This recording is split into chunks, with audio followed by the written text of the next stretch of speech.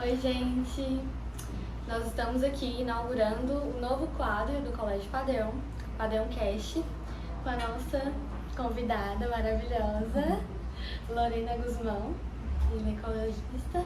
Prazer estar aqui, muito obrigada pelo convite, fiquei muito satisfeita, muito honrada e estou muito feliz da iniciativa, né, dos estudantes, da gente trazer assuntos tão importantes sobre a saúde para o colégio, para os adolescentes, de maneira geral. Acho que é uma iniciativa muito interessante.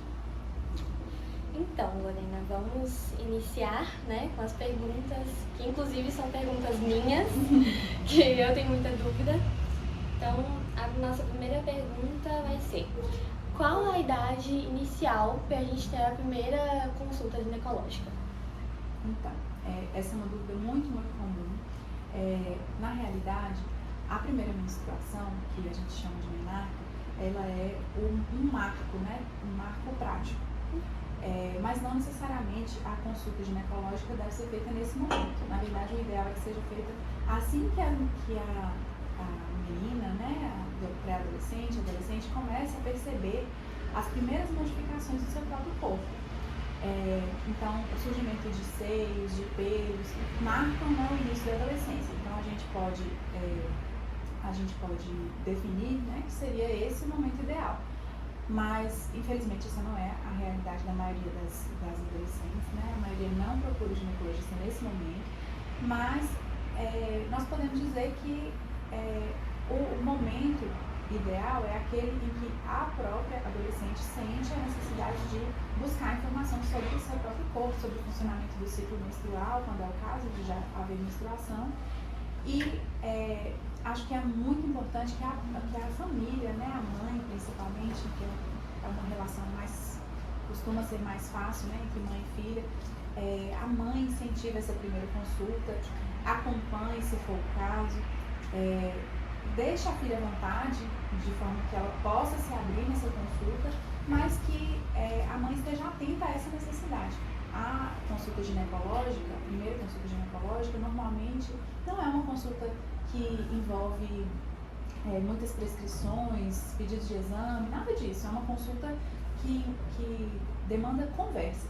A gente vai definir, né, o que é esperado para aquele momento, o que é o ciclo menstrual normal, de forma que a adolescente, no decorrer do seu amadurecimento, ela saiba identificar o que é normal e o que é anormal, tenha como intervir e identifique também o momento ideal, por exemplo, de iniciar um método contraceptivo, se for o caso, né? Eu acho que o momento certo da primeira consulta ginecológica é quando a menina começa a identificar modificações no seu próprio corpo. E claro, né, a consulta ginecológica ela não é apenas para esses casos. Até uma criança pode ser atendida por um ginecologista quando existem queixas, né? A gente está falando de consulta de rotina. Consulta de rotina a partir do momento que existem as primeiras manifestações de mudanças no corpo. Lorena, já entrando nesse nicho de consultas ginecológicas, hoje fazer uma pergunta que é muito usual, todo mundo tem. Quais são os cuidados que toda menina tem que ter diariamente? Quando a gente fala de cuidados diários, a principal forma de abordar é a gente imaginar hábitos, né, que possam trazer uma higiene adequada. Então, claro que tomar banho, se lavar, isso é básico, né? Mas às vezes a gente não sabe ou tem hábito de fazer pequenas coisas que vão acabar prejudicando a nossa saúde íntima. Por exemplo, certos sabonetes não são adequados para a região íntima, né? Aqueles sabonetes que são antibacterianos, né? Sabonetes que são muito, assim, que falam 99% de proteção contra as bactérias. Né? Na verdade, eles podem até ser muito eficazes na limpeza, porém, nossa região íntima, ela tem micro-organismos, né, bactérias e fungos que fazem parte da nossa flora normal e que devem ser preservados porque nos protegem de doenças. Então, se a gente usa sabonetes extremamente limpantes, né? Essa palavra não é muito bonita, mas se a gente usa sabonetes que são muito eficazes, acaba que eles são também, eles acabam retirando um pouco da nossa proteção natural. Isso é uma coisa muito importante, eu sempre abordo isso, não só em consulta com adolescentes, mas abordo isso em consulta de maneira geral. Outra coisa, a menina, a partir da puberdade, ela costuma ter um aumento da secreção vaginal. Isso é normal, a vagina ela tem uma secreção fisiológica que modifica ao longo do ciclo menstrual, mas essa secreção às vezes incomoda a adolescente, incomoda a mulher.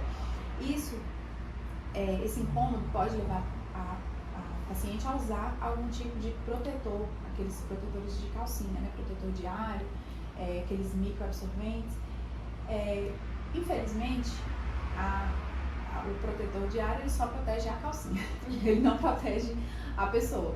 Então, a gente não recomenda o uso, né? Eles costumam deixar a região íntima mais amorfada, mais úmida, e isso favorece a proliferação de micro-organismos que vão gerar doença, né? Que podem causar sintomas e acabar causando algum incômodo, e realmente não é recomendado. Outra coisa, se a menina já tem vida sexual ativa, importante que ela tenha algum método contraceptivo eficaz, né, adequado para aquela pessoa, de acordo com o que ela quer, com o que ela se adapta, com o que ela usa, com o que ela pode. Não é todo método contraceptivo que pode ser usado por qualquer pessoa, então não adianta você usar porque a minha amiga usou, porque minha mãe usou, porque minha irmã usou, isso não funciona. O ideal é que o método contraceptivo seja discutido, né, as opções de métodos contraceptivos sejam discutidas em consulta, e a gente chegar a uma conclusão juntas, né? Isso é uma decisão junta, né? Nenhum paciente deve chegar, nenhuma paciente deve chegar na consulta ginecológica, pedir um método contraceptivo e o médico simplesmente entregar uma receita. Na verdade, isso não é o adequado, né? Não é o ideal. E, além disso, é importante que a menina, ela não precisa ter um horário fixo para fazer isso, mas é importante que a menina tenha autoconhecimento, né? Isso é uma coisa que eu friso muito em consultas também. Se conheça, olhe o seu próprio corpo, fique na frente do espelho, conheça seus formatos, suas formas, forma de seio, pegue no espelho, olhe a sua vulva, porque só sabendo como você é, você vai saber se houver alguma alteração. Então, não adianta você não saber, por exemplo, o básico de anatomia, não saber quais são os orifícios que a gente tem na vulva, né? Que infelizmente é uma coisa que a gente até viu, então não tão recentemente, mas a gente viu recentemente na televisão, famosos aí, usando absorvente interno com o objetivo de conter urina, e assim, isso é totalmente... Não dá nem pra falar sobre, né? A gente tem que se conhecer. A única forma de você se libertar de erros é se conhecendo. Eu acho que isso é uma coisa que você pode fazer sozinha, né? Com a ajuda do ginecologista, mas não tenha vergonha de se enxergar, de se procurar, né? De se tocar, né? Acho que é muito válido e faz muita diferença na hora de você chegar com uma queixa para o ginecologista, né? Tem muita paciente jovem, por exemplo, que chega na consulta e fala que a secreção está assim, está assada, não sei o quê. Quando você vai conversar, na verdade é uma secreção normal, né? Só não se conhece. Só não se conhece. Fica achando, por exemplo, tô com um cheiro diferente. O cheiro de vagina é cheiro de vagina, não adianta você querer que vagina cheire de flores, né? A gente tem... Não existe. A gente tem sabonetes íntimos, né? Que isso é tudo... na verdade, o comércio é feito para vender. Então, ele vai querer que você use perfume íntimo, que você use sabonete íntimo, mas isso não é recomendado, né? A gente tem que entender que o cheiro de vagina é de vagina. Você tem que estar limpo, né? Isso, a higiene vai manter o cheiro normal, obviamente, mas nós moramos numa região muito quente, a gente apresenta suor na região íntima da mesma forma que apresenta no restante do corpo, então certos odores são normais. E eu acho que a importância de você se conhecer é justamente essa, né? Você ter condições de identificar as alterações e saber o momento certo de procurar o ginecologista, além das consultas de rotina normais. Sim, com certeza. Você comentou aí que não é ideal a utilização de perfumes, desodorantes íntimos, por quê? Então, esses produtos, normalmente, eles têm fragrâncias, eles têm muitos aditivos químicos, né, que acabam modificando o nosso pH, modificam a nossa flora normal, e isso favorece a proliferação de micro-organismos que são patógenos, né, que causam doença. Então, o ideal é que a gente lave com sabonete neutro. O ideal mesmo seria um sabonete levemente ácido, porque a nossa vulva ela é levemente ácida, mas como a gente não tem normalmente essa informação nos rótulos de sabonete, fica realmente muito difícil a gente identificar um sabonete ideal. É proibido usar sabonete íntimo? Não, mas dê preferência sempre para aqueles que não tem cheiro, que não tem cor. Quanto menos industrializado, como acho que não sei se essa é a palavra ideal, mas quanto menos cheio de coisa ele for, melhor. Então, aqueles que têm perfume de lavanda, usa o mais basiquinho possível, que o objetivo dele é apenas limpar. Uma outra pergunta que é muito importante e que no Outubro Rosa a gente tem que abordar, até para alertar tanto mulheres adultas quanto adolescentes do risco. Qual a importância de frequentar o ginecologista anualmente para garantir a prevenção e o diagnóstico rápido do câncer? Então, as consultas de rotina, né, anuais, a gente acaba abordando no Outubro Rosa, né, o câncer de mama e agora também o câncer de colo do útero. Porém, as consultas de rotina, elas servem para a gente ter como se fosse um marco de momento para você se cuidar, se olhar. Então, assim, na consulta de rotina, a gente, nas idades ideais, claro, né, isso não é recomendado em todas as idades, nem em qualquer época, mas no momento certo, a gente tem a recomendação do exame preventivo do câncer do colo do útero, né, que é o Papa Nicolau, a prevenção preventiva, tem várias formas de se referir a esse exame, mas é um exame muito simples, ele é indolor, né, e ele pode ajudar a gente a identificar lesões que são precursoras do câncer, né, então lesões que não são câncer, mas que vão se tornar câncer ao longo do tempo. E isso tem tratamento, então a importância principal é justamente essa, você conseguir identificar lesões precocemente que podem ser tratadas antes de se tornar câncer, no caso das lesões de câncer do colo do útero, e no caso do câncer de mama, o objetivo dessas consultas anuais é a gente ter condições de fazer um exame clínico das mamas, né, que é diferente do autoexame. O exame clínico das mamas ele é feito por um profissional, a gente tem as técnicas, né, a forma de palpar, a forma de examinar, e além disso o exame complementar, que a gente fala muito da mamografia, mas às vezes são necessários outros exames complementares, como ultrassom, ressonância. E esses exames, eles também nos permitem fazer o diagnóstico precoce. O câncer de mama, fazendo um adendo sobre o câncer de mama, já que nós estamos no Outubro Rosa. O câncer de mama ele é o câncer mais frequente nas mulheres, tirando o câncer de pele, e é o câncer que mais mata mulheres. Então, a importância dele estatística é inquestionável. Porém, quando ele é diagnosticado precocemente, ele tem uma taxa de cura de aproximadamente 95%, até 95%. Então, é uma taxa de cura muito grande.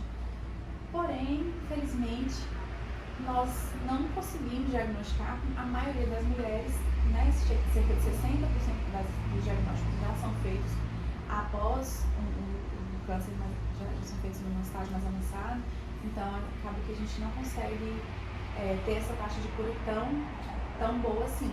Só que se as mulheres se conscientizarem, né, e estiverem atentas à própria saúde, a gente vai conseguir aumentar isso, melhorar isso, né? Quanto mais as mulheres têm acesso à mamografia, ao exame clínico, a gente consegue ter uma intervenção na prevenção, que a gente chama, né, de prevenção secundária, que é o diagnóstico precoce para permitir o tratamento adequado, com o objetivo de cura, né? E isso é o principal, o objetivo de cura e de evitar a morte mesmo. Com certeza. Lorena, você comentou aí sobre o preventivo, sobre a mamografia, e a partir de que idade é importante a gente começar a fazer esses exames? Então, o Ministério da Saúde recomenda que as meninas a partir de 25 anos iniciem a coleta do exame de prevenção. 25 anos com medo sexual ativo. Isso gera alguns questionamentos, na verdade, né? Existem muitas práticas diferentes disso, devido ao início mais precoce da vida sexual, né? Na atualidade. Então, qual que é o motivo da gente questionar esse início com 25 anos? O câncer do colo do útero, para ele se desenvolver, a gente depende da infecção pelo vírus HPV. E o HPV é um vírus que é adquirido por via sexual. Então, câncer de colo de útero depende de atividade sexual. Não quer dizer que todas as mulheres que têm HPV vão ter câncer de colo de útero, e também não quer dizer que todos os tipos de HPV vão causar o câncer do colo do útero. O HPV, para ele... o HPV, para ele desenvolver o câncer, ele leva tempo. Não é uma questão que você adquiriu o HPV agora e daqui a um ano vai estar com câncer. Não é assim. Por isso que eu falei, né? Tem aquelas lesões precursoras, as lesões que são tratáveis antes do câncer. O HPV, ele leva um certo tempo para se desenvolver. Por isso, não é recomendado, por exemplo, que a menina que começou a ter relação sexual agora, faça já preventivo agora. Porque não vai ter, não faz sentido, né? Você expor a paciente ao exame, por mais simples que ele seja, mas é um exame, né? A gente tem o objetivo médico, ele é causar bem sem causar mal, né? Então a gente não pode simplesmente fazer o exame para todo mundo, independente de quem seja. Então, a menina que iniciou a vida sexual recentemente, ela não tem ainda a necessidade de fazer o exame preventivo, que é o Papa Nicolau. Não significa que ela não tem necessidade de fazer seus exames de rotina, né? As consultas de rotina, mas isso é outra coisa. Mas o Papa Nicolau, pelo Ministério da Saúde e também pela Federação Brasileira de Ginecologia e Obstetrícia, é recomendado a partir dos 25 anos. Tanto o Papa Nicolau quanto a mamografia? Não, a mamografia pelo Ministério da Saúde também é recomendada a partir dos 50 anos. A Sociedade Brasileira de Mastologia já recomenda a partir dos 40. É um pouquinho diferente. Essa diferença, né, se dá por várias questões, mas envolve também o Ministério da Saúde. Ele tem que pensar em políticas públicas, né? Então ele tem que defender aquilo que ele consegue arcar. Infelizmente, essa é a realidade. E também porque a mamografia não é um exame 100% inócuo, né? Obviamente o risco é muito menor do que o benefício, mas existe, né? A gente tem que falar que a mamografia não é um exame que deve ser feito todo mês, todo ano, para qualquer pessoa, porque não funciona assim também. Mulheres, é importante destacar só que mulheres que têm alto risco de câncer de mama, a gente está falando de mulheres que têm parentes de primeiro grau, mãe, irmã, filha, ou casos de câncer de mama em homens na família, tem que conversar com o mastologista, com o ginecologista, talvez para antecipar esse rastreio, porque o alto risco de câncer de mama, ele pode modificar um pouquinho a cidade de início. Então, isso que eu estou falando de 40 ou 50 anos, isso é para a população em geral, né? A população que não tem risco aumentado, mas existem alguns fatores de risco e a gente tem que falar, né?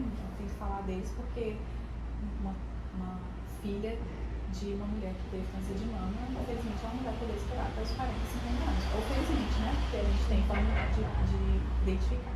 Cuidar também, né? Uhum. Outra pergunta muito importante e que está muito no dia a dia de todas as adolescentes, de todas as pré-adolescentes, é como o ciclo menstrual influencia em todos os aspectos da nossa vida. Então, o ciclo menstrual, ele é regido por hormônios, né? São hormônios, toda uma cadeia de hormônios produzidos no cérebro, nos ovários. A gente tem toda uma cadeia de hormônios que regem esse ciclo menstrual para ele funcionar ciclicamente, né? Por isso o nome ciclo menstrual. Quando a gente tem um ciclo menstrual funcionante, que tá tudo ok, tudo certinho, não significa, e isso é importante deixar claro, ciclo menstrual normal não é porque ele é de 28 em 28 dias, isso é variável. E não necessariamente tem que vir todo mês naquela data do mês, né? Não necessariamente tem que vir todo mês com 28 dias, pequenas variações são permitidas e o ciclo continua sendo um ciclo regular. A gente, quando fala do ciclo menstrual, você está falando sobre toda uma orquestra que funciona com o objetivo de tornar a mulher fértil para que ela possa engravidar. Então, tudo no organismo da mulher modifica para preparar para o momento, né, da relação sexual que vai resultar em gravidez. É claro que nós não engravidamos em todos os ciclos menstruais, obviamente, e quando a mulher está em uso de algum método contraceptivo hormonal, isso pode alterar, mas essas mudanças, né, a mulher, por exemplo, no período em que ela está fértil, ela fica com a pele mais bonita, o cabelo mais bonito, a secreção vaginal modifica, de forma que o espermatozoide ele tem mais facilidade de chegar até o óvulo e conseguir a fecundação. No período menstrual, né, a mulher ela fica mais reclusa, ela costuma ficar, menstrual e pré-menstrual, né, ela fica mais irritadiça. Então, o ciclo menstrual, ele influencia no humor, no peso, na retenção de líquido, nos sintomas físicos mesmo, né, dor, às vezes tem mulheres que sentem muita dor nas pernas, cólicas, né. Mais uma vez, eu reforço a importância da mulher se conhecer, porque apesar de muitas variações, existem mulheres que têm essas variações muito sutis e às vezes elas não conseguem perceber, por exemplo, qual é o período fértil exatamente, qual que é o período pré-menstrual, ou então na fase da adolescência, que às vezes os ciclos ainda são muito irregulares, a menina fica totalmente perdida. Então, assim, é importante você se conhecer. Se está regular ou está irregular, não interessa. Você vai pega lá um calendáriozinho. Hoje em dia a gente tem aplicativo para isso, muito mais fácil do que quando eu comecei a menstruar, não tinha.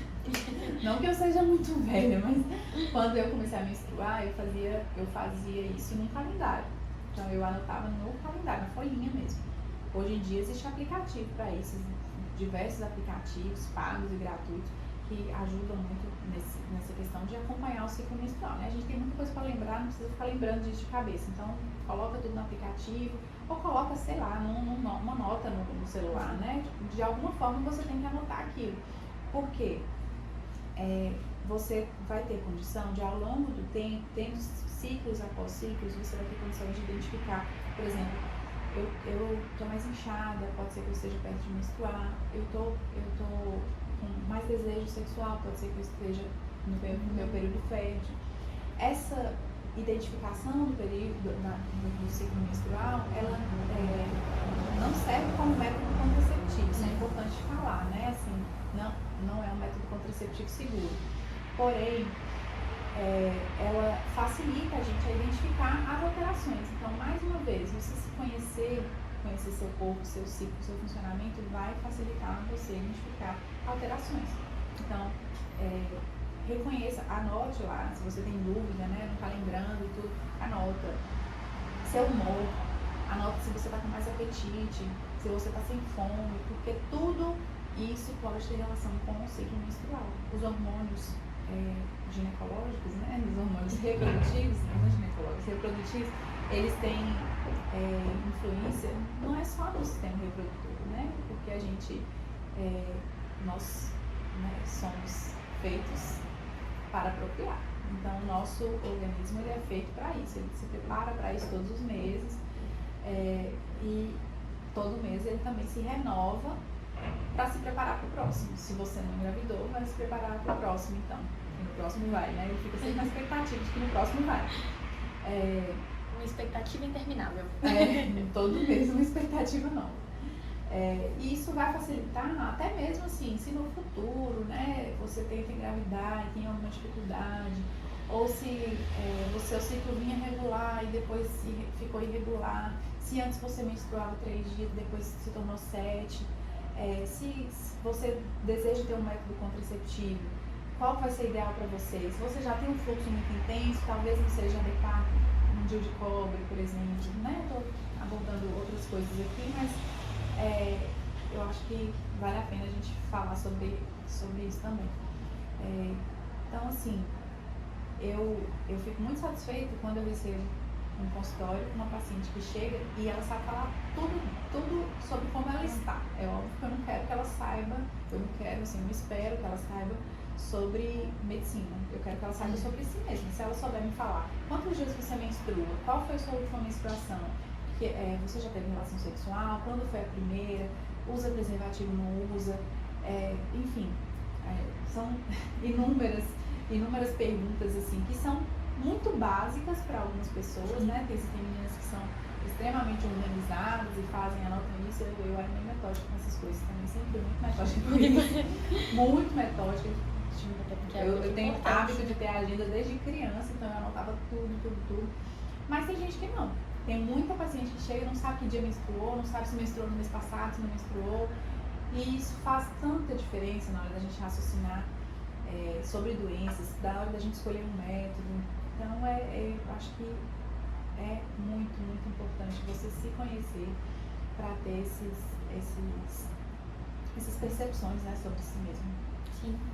Lorena, você comentou que a famosa tabelinha, usando o nome popular, não é um método contraceptivo seguro. Sim. Por quê?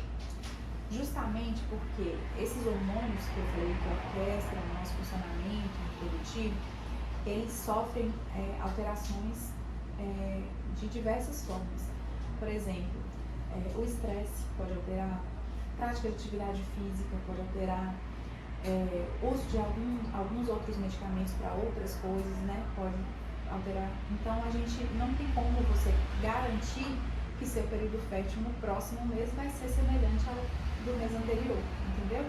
Então, assim, obviamente, né, existem mulheres que são contra o uso de métodos contraceptivos tradicionais, como preservativo, pílula, DIU, implante, enfim. Tem mulheres que são contra esses tipos de contraceptivos e que só podem usar os métodos contraceptivos naturais, que um deles é a tabelinha, mas existem outros, né? Então, considerando isso, se a gente só tem essa opção, a gente vai usar essa opção. Porém, se a gente for falar em taxa de falha com todos os métodos contraceptivos, a taxa de falha com o uso da tabelinha é muito alta, né? A gente tem, por exemplo, o DIU, os DIUs de maneira geral, né, que são métodos de longa duração, eles têm uma taxa de falha menor do que 1%. A tabelinha, ela tem uma taxa de falha, se não me engano, maior do que 20%. Essa informação eu tenho que confirmar, mas elas têm uma taxa de falha realmente significativa, então não é um método realmente seguro para isso. Agora, para mulheres, agora já é outra situação, né? Para mulheres que desejam engravidar, que estão tentando engravidar, a tabelinha é excelente, porque as mulheres vão conseguir programar, né, a relação sexual para aquele período em que ela está fértil. é muito interessante para essas mulheres. Então eu falo assim, para quem deseja evitar, talvez não seja ideal, mas para quem quer engravidar, é muito importante a tabelinha reversa, né, digamos assim. Vale a pena a gente saber direitinho como que faz a tabelinha, para a gente ter noção, até para associar esse método a outro, né? O ideal é que os métodos contraceptivos sejam usados associados. Isso é muito importante. Então, a gente sempre associa de preferência um método de barreira, que são os preservativos, com outros métodos, né? Sejam hormonais ou não. Mas a tabelinha isoladamente, ela tem uma taxa de falha altíssima. Então, esse é o motivo. Sim. Produção, temos caixinha de perguntas? Vamos. Minha mulher, a taxa de falha é 25 a cada 100 mulheres por ano. Então é por aí mesmo. 25%.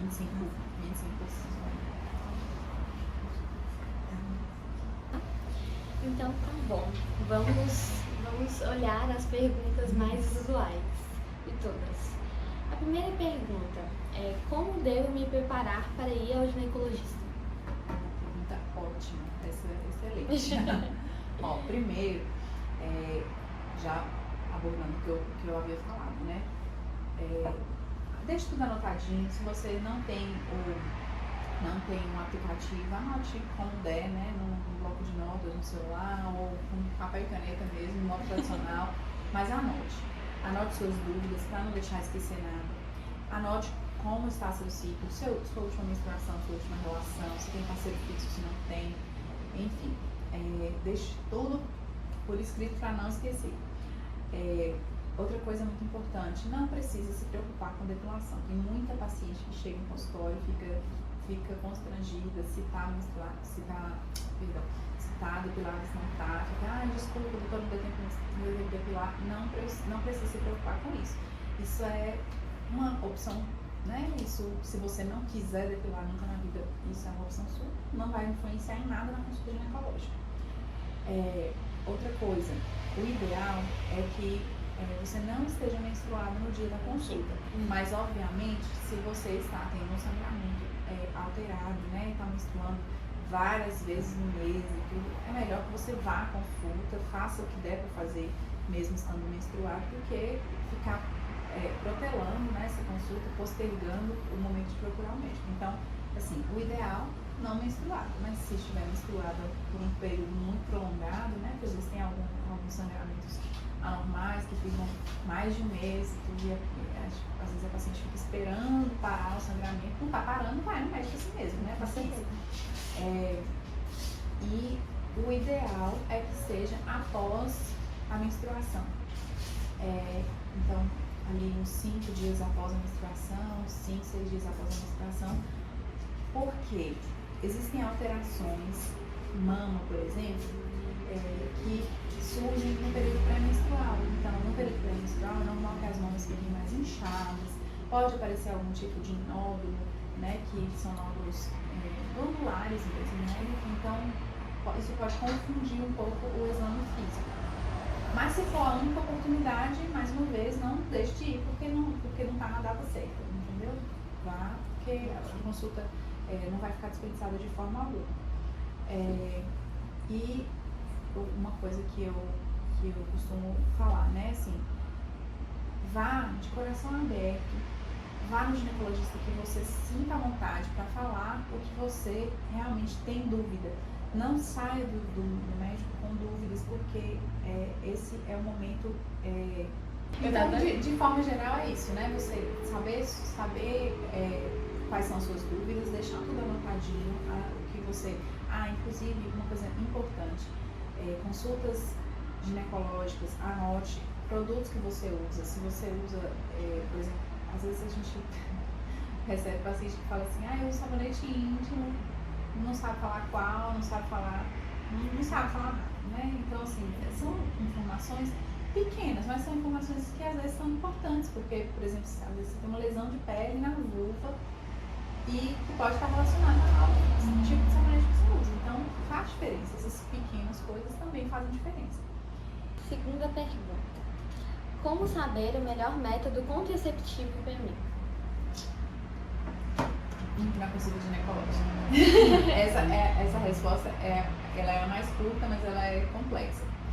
Porque, como eu falei, isso vai variar de acordo com as suas preferências pessoais, né? O que você quer, se você quer menstruar, se você prefere não menstruar, se você tem uma memória boa, né? Se você tem o hábito de tomar remédio direitinho, ou se você prefere um método que não precisa ser lembrado, se você pode usar hormônio ou não, né? Existem contraindicações importantes, e como você vai se adaptar, porque às vezes a gente até escolhe um método e ele se adapta ao que você deseja, porém na hora que você começa a usar, você não vai se adaptar a ele, né?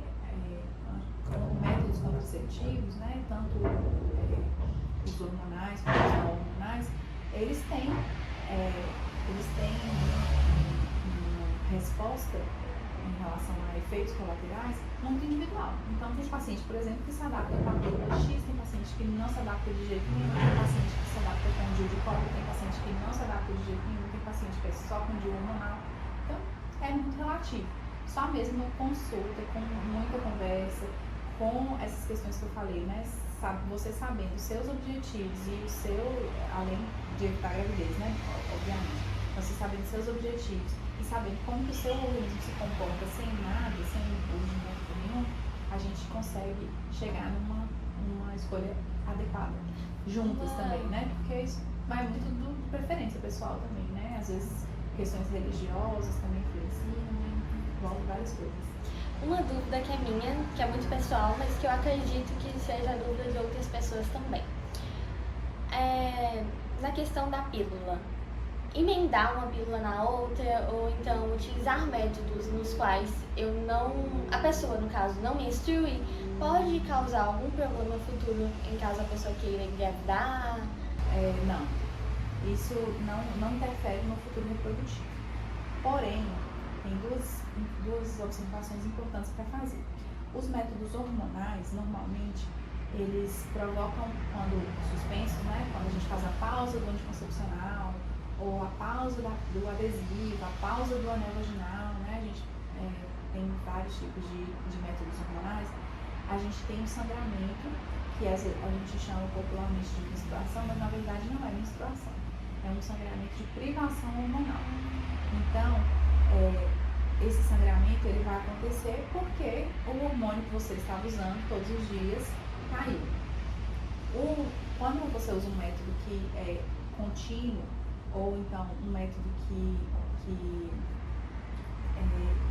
não tem pausa, né, de maneira geral, contínuo, esse sangramento, esse sangue, ele não está sendo acumulado em lugar nenhum.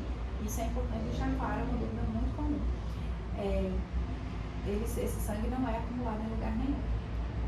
Agora, uma coisa que é importante a gente saber é que, por exemplo, se você começou a usar o método contraceptivo, principalmente os hormonais, lá com 15 anos de idade, e aí você usou durante 15 anos, né? Lá com 30 você resolve que vai tentar engravidar, e aí tem dificuldade para engravidar.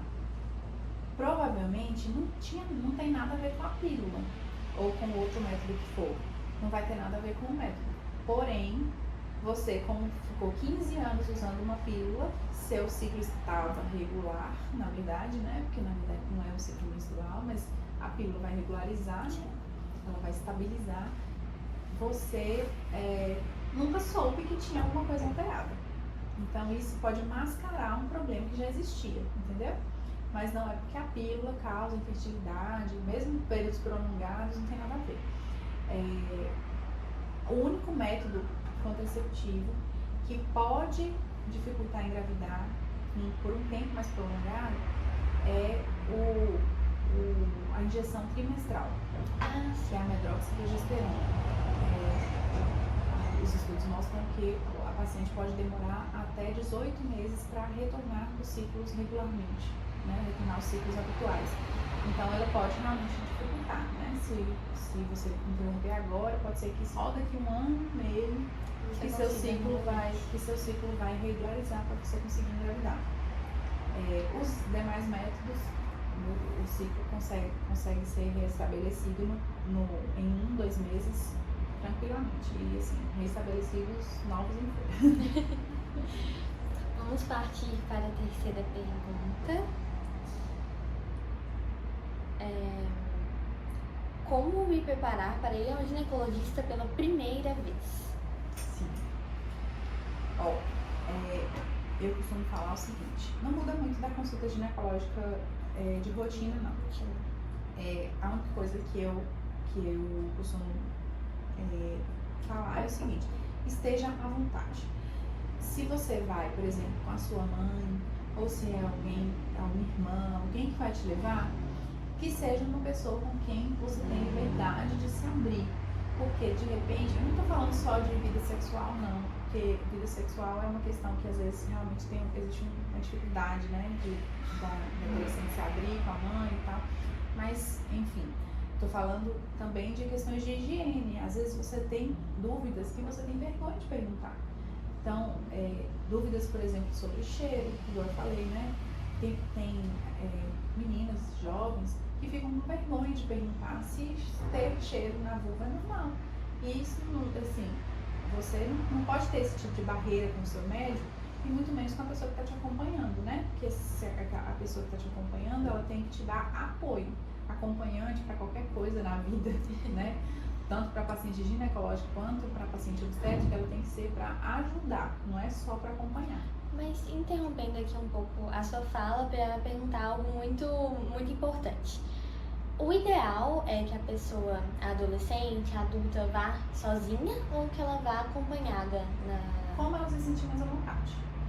Se ela se sentir à vontade sozinha, ela pode ir sozinha. Não tem problema nenhum, mesmo menor idade. Isso não faz diferença.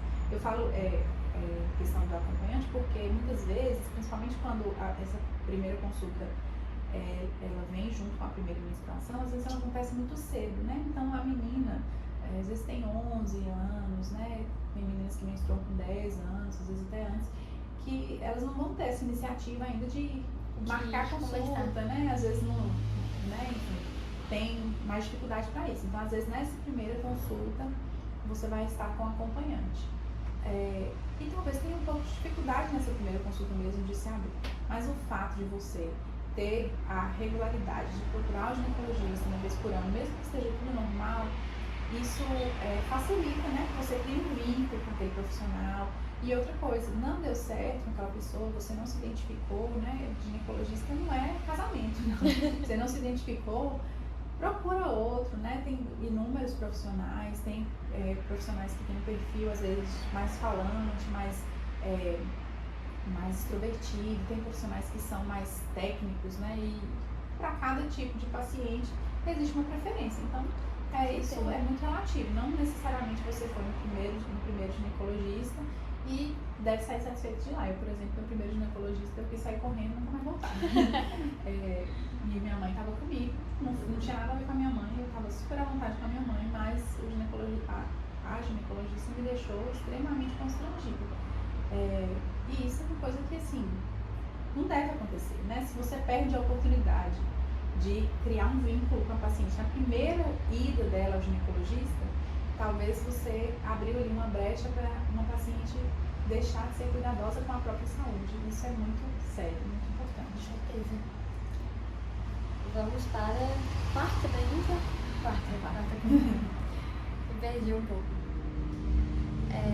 Quais os melhores métodos contraceptivos? Depende. Essa resposta é complexa.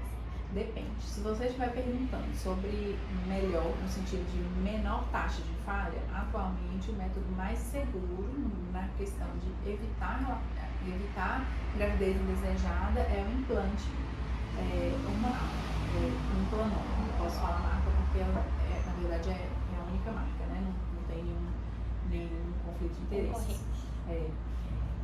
O implante, ele é um método que tem a taxa de falha menor no mercado atualmente, seguida dos DIUs, né, os DIUs hormonais, depois o DIU de cobre com prata, que são muito semelhantes.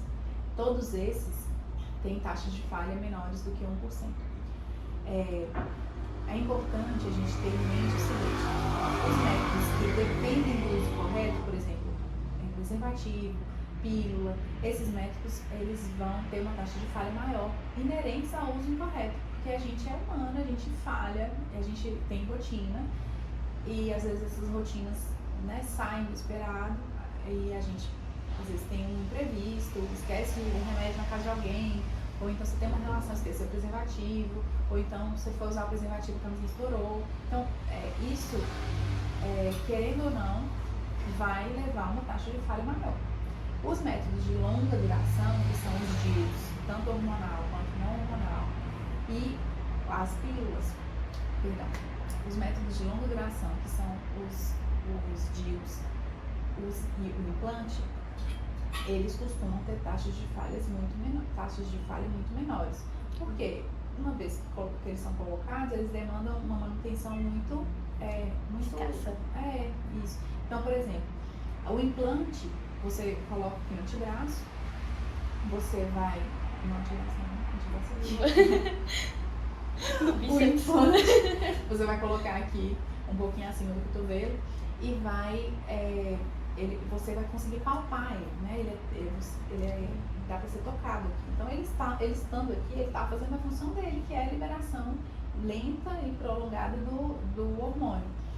E esse hormônio vai evitar, né? Vai impedir a ovulação e vai impedir a gestação de outras formas também. Já o DIU, você vai colocar, vai fazer uma manutenção ali, dependendo de cada caso, né? Mas a gente faz um ultrassom normalmente logo depois que inseriu, para confirmar que ele ficou bem posicionado. E a partir daí, em 6 meses a 1 ano, você vai fazer um novo ultrassom e vai acompanhar o posicionamento desse DIU. É raro, às vezes, apesar da gente ver muitas vezes na mídia, né, falando assim, fulano engravidou com DIU, não sei quem engravidou com DIU, mas a gravidez com DIU, ela é muito, muito, muito menos comum que a gravidez com anticoncepcional, com a pílula, entendeu? A questão é que a pílula, ela é muito mais utilizada e as mulheres usam muito errado, infelizmente. Usam muito errado, esquecem muito. E então, assim, a gente não tem jeito, né? Isso é inerente ao método. Você precisar lembrar de usar ou precisar usar corretamente vai aumentar a taxa de falha. Lembrando e deixando muito, muito claro que não existe nenhum método, nem laqueadura, nem vasectomia, nenhum método é 100% eficaz. Então, mulher engravida depois de fazer a ligação, né, a laqueadura, sim. Engravida depois de vasectomia, sim. Depois que o marido fez a vasectomia, sim. Engravida com DIU, sim. Com implante, sim. Com pílula, sim. O que a gente vai avaliar é quantas mulheres engravidam no período de 1 ano de uso correto. Até pra a gente eliminar, né? Isso, justamente. Então, assim, o que a gente fala de taxa de falha é baseado numa estatística que chama-se índice de pílula. Esse índice, ele mostra quantas mulheres engravidaram durante 1 ano de uso daquele medicamento, daquele método, perdão. Em 100 mulheres, por exemplo, com a tabelinha, a gente confirmou a informação que em 100 mulheres utilizando a tabelinha durante 1 ano, 25 engravidaram. É um valor alto, é muito alto. Enquanto que em 100 mulheres utilizando o DIU ou o implante, menos de 0,5%, né? Ou seja, menos do que você vai precisar de 200 mulheres usando para poder engravidar usando o DIU ou usando o implante durante 1 ano. É uma taxa muito pequena. É uma taxa bem menor, né? Muito menor considerando esse índice, né? Então, assim, faz realmente muita diferença. Agora, isso torna o implante ou o DIU o melhor método? Não, porque vai depender da pessoa que está usando. Então, vai depender se aquela pessoa vai se adaptar bem ao hormônio, se aquela pessoa vai se adaptar bem à presença de um corpo estranho no próprio corpo, né?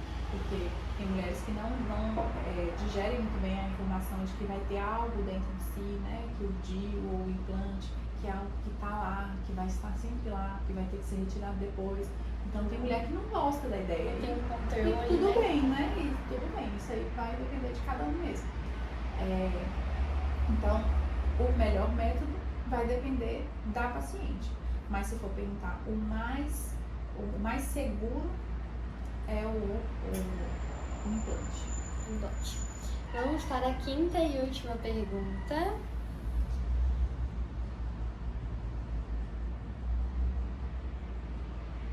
É verdade que o câncer de mama é o que mais mata mulheres? Sim. Infelizmente. O câncer de mama é o câncer mais comum em mulheres, tirando o câncer de pele, e é o que mais mata. Isso não significa que o câncer de mama seja uma sentença de morte, né? Como eu falei, o diagnóstico precoce, ele permite tratamento em uma grande parte dos casos. Esse tratamento é disponibilizado pelo SUS, é um tratamento que deve ser iniciado, após o diagnóstico, deve ser iniciado em no máximo 60 dias. Existe uma lei, né, que se chama Lei dos 60 dias, que toda mulher que tem diagnóstico de câncer deve ser iniciada, deve estar com seu tratamento iniciado, deve ter seu tratamento iniciado dentro dos primeiros 60 dias de diagnóstico. Então, apesar de ser verdade, a gente tem muito o que fazer a respeito, né, em relação à prevenção, em relação ao diagnóstico precoce, em relação ao tratamento, em relação ao suporte, porque às vezes o diagnóstico às vezes impacta mais, principalmente esses diagnósticos muito precoces, né, quando são feitos, quando a paciente às vezes não tem nenhum sintoma, ele às vezes foi diagnosticado realmente no exame de rotina. Ele às vezes inicialmente tem um impacto maior psicológico do que físico, né? Que isso é uma questão importante a ser abordada, né? Essas pacientes precisam ser cuidadas de maneira integral, não só direcionado no câncer, na mama. Muito obrigada, Lorena, pelas suas respostas, pela sua presença. Eu que agradeço, fiquei muito feliz de estar participando. Espero voltar outras vezes. Com certeza. Vai ser um prazer. E quando tiverem mais dúvidas, né, se tiver algo mais que eu possa esclarecer, podem mandar as dúvidas também, que eu posso tentar esclarecer, né, talvez pelos comentários. Vamos ver, né, como que a gente acha uma forma legal de esclarecer melhor. Muito obrigada. Obrigada a você.